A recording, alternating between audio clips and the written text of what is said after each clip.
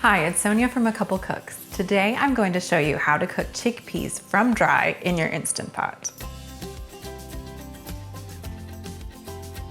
Now, Alex and I thought the Instant Pot was just for meat, but it turns out you can cook all sorts of vegetables in the Instant Pot, including dried beans. Why would you want to cook beans from dry? Well, it's cheaper and it actually tastes better. You can buy a pound of organic chickpeas for only a few dollars, and this will make enough for about 4 cans.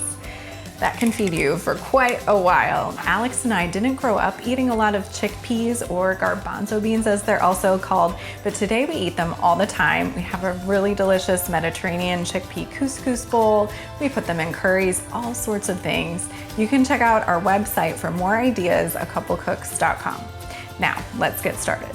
Pour 1 pound of dry chickpeas into your Instant Pot and then cover them with about 1 inch of water. Add 1 teaspoon of kosher salt, then put on the top of the Instant Pot, lock it into place, and place the vent in the sealing position.